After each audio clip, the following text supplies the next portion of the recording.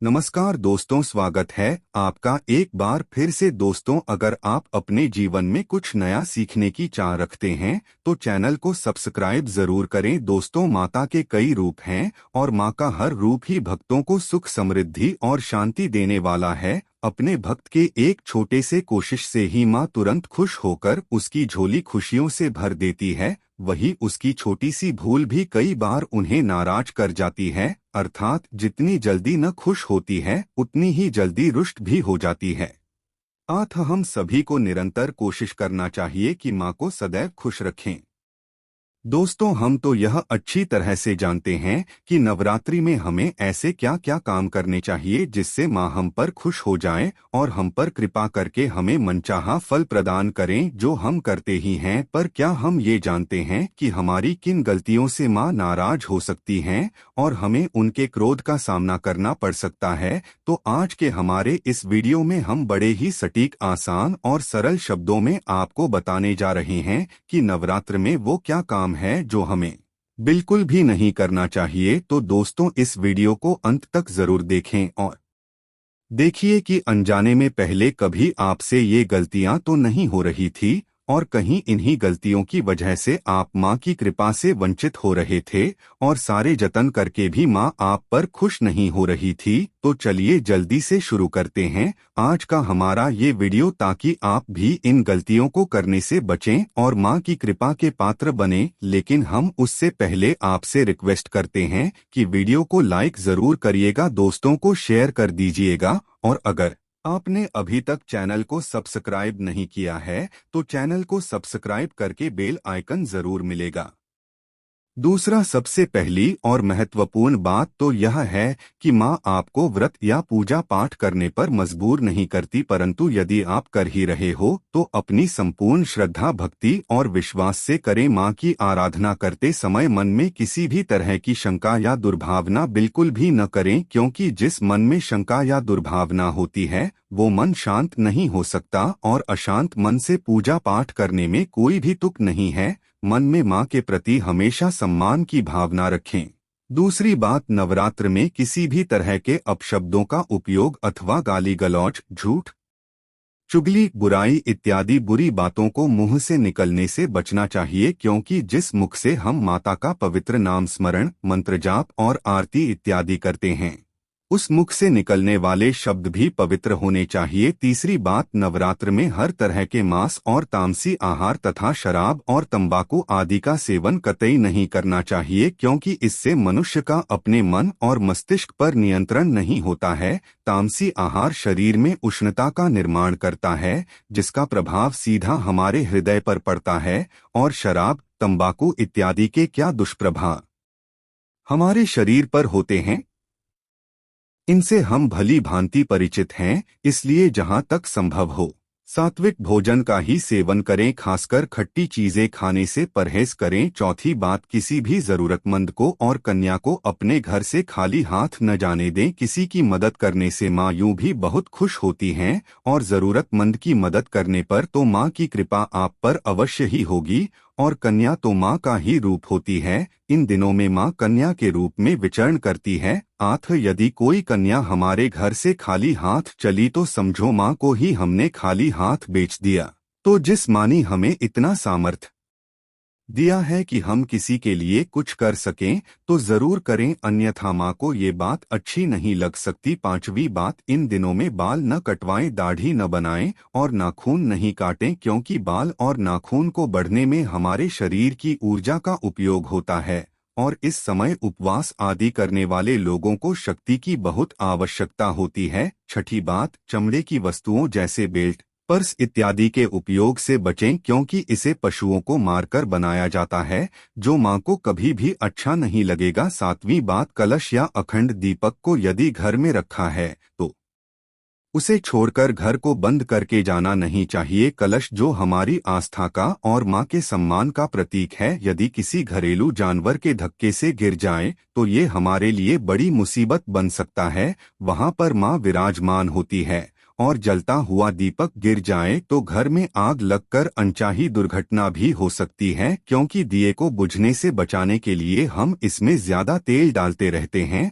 8वीं बात, माता का नामकरण पाठ मंत्र जाप आदि पूरी श्रद्धा भक्ति और नियम के साथ करें और अत्यावश्यक न हो तो बीच में न उठें और न ही किसी से बात करें, इससे आपका ध्यान भटकेगा। 9वीं बात, दिन में न सोएं, क्योंकि श्री विष्णु पुराण के अनुसार नवरात्रि के समय दिन में सोना वर्जित है। इसके पीछे की रोचक कथा हम किसी और वीडियो में सुनेंगे। 10वीं बात, मासिक धर्म के समय मंदिर इत्यादि में जाने से बचें, चूंकि कई और भी बातें हैं जो नवरात्र के समय ध्यान में रखनी चाहिए, परंतु यदि उपरोक्त सभी बातों का भी ध्यान रखा जाए तो माँ हम पर अवश्य ही खुश होंगी। नवरात्रि के दौरान घर की स्वच्छता का विशेष ध्यान रखें। घर के मुख्य दरवाजे पर गंदगी बिल्कुल ना होने दें। पूजा से पहले हर रोज रोली से स्वास्तिक बनाएं। पूरी से स्वास्तिक बनाने पर शुक्र और सूर्य ग्रह जीवन में सकारात्मकता लाते हैं। आपके घर माता रानी की धातु की मूर्ति है तो रोजाना उन्हें स्नान कराकर सच्चे वस्त्र पहनाएं। तस्वीर है तो स्वच्छ कपड़े से पोंछ लें। मंदिर और मंदिर के आसपास साफ सफाई और पवित्रता बनाए रखें। हिंदू परंपरा के अनुसार नवरात्रि के पहले दिन कलश की स्थापना की जाती है।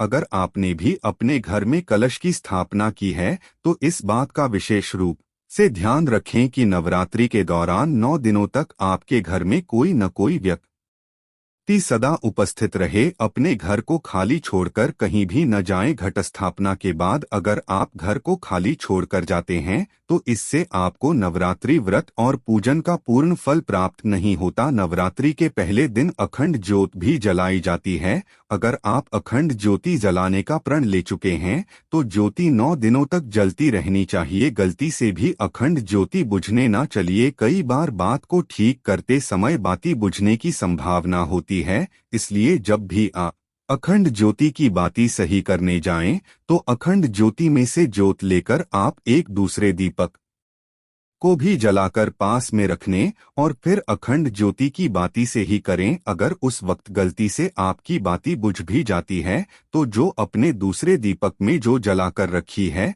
उसी ज्योत से आप वापस अखंड ज्योत को जला दें तो इसे बाती बुझने का दोष नहीं लगता। नवरात्रि में व्रत करने वालों को 9 दिनों तक धार्मिक ग्रंथों का अध्ययन जरूर करना चाहिए। इन दिनों दुर्गा सप्तशती या दुर्गा चालीसा का पाठ करें। इससे माता रानी अति शीघ्र ही खुश हो जाती हैं, क्योंकि माना जाता है कि इन्हीं 9 दिनों में माता रानी धरती पर अपने भक्तों के घर में वास करती हैं। इसलिए इन 9 दिनों का पूरा लाभ उठाएं और माता रानी की कृपा प्राप्त करने के लिए अधिक से अधिक माता रानी की आराधना करें। इन 9 दिनों में भूलकर भी वाद विवाद, लड़ाई झगड़ा, क्रोध इत्यादि नहीं करना चाहिए। माता रानी को क्रोध बिल्कुल पसंद नहीं है। शास्त्रों में बताया गया है कि जिस घर में क्लेश कलह होता है वहाँ माँ लक्ष्मी कभी नहीं डरती। ऐसे घर में गरीबी और दरिद्रता वास करती है। उन्हें माँ दुर्गा के रोज का सामना करना पड़ सकता है। हमारी संस्कृति में कन्याओं को माँ दुर्गा का स्वरूप माना गया है,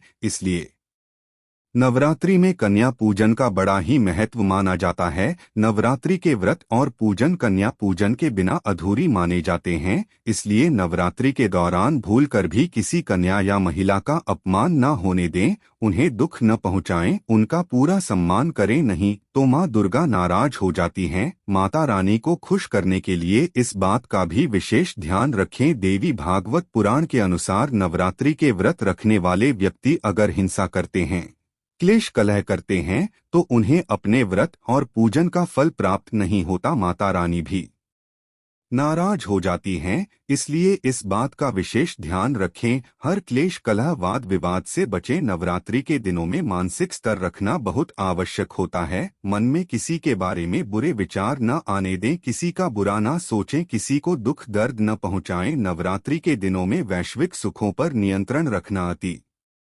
आवश्यक है। इन दिनों में हर एक व्यक्ति को ब्रह्मचर्य का पालन जरूर करना चाहिए। माँ की पूजा अर्चना पवित्र मन से करने से ही माँ खुश होती हैं, इसलिए इन दिनों में शारीरिक संबंध नहीं बनाने चाहिए। नवरात्रि के पावन पर्व में सात्विकता का भी विशेष ध्यान रखना चाहिए। नवरात्रि के व्रत का पूरा लाभ पाने के लिए आपके आहार विहार और विचारों में तामसिक तो नहीं होनी चाहिए। इन दिनों तामसिक चीजों के सेवन से भी बचें। प्याज, लहसुन, मांस, मदिरा इत्यादि का सेवन भूलकर भी न करें। नवरात्रि का व्रत रखने वालों को व्रत के दौरान अन्न, सरसों के तेल और सादी नमक का सेवन नहीं करना चाहिए। नवरात्रि के 9 दिनों तक पूर्ण रूप से सात्विक आहार लें। फलाहार भी एक ही जगह पर बैठकर ग्रहण करें। नवरात्रि के 9 दिनों में बाल नहीं काटने चाहिए। पुरुषों को दाढ़ी मूछ भी नहीं बनानी चाहिए। नाखून भी नहीं काटने चाहिए। बाल काटना, दाढ़ी मूछ बनाना हमारे शास्त्रों में अशुभ माना गया है। इन दिनों सिर्फ शुभ और मंगलकारी कार्य किए जाते हैं,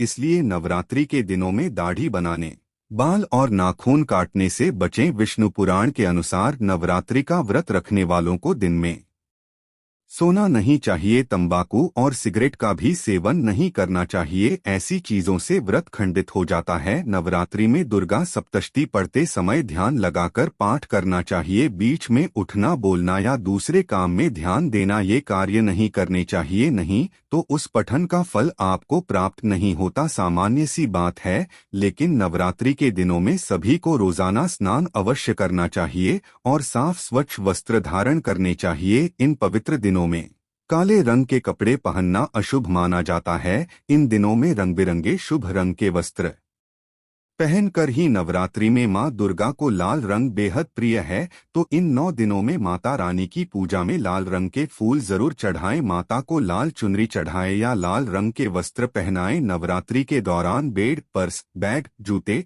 चप्पल ऐसी चमड़े की चीजों का इस्तेमाल वर्जित माना जाता है। अगर इनका इस्तेमाल अनिवार्य है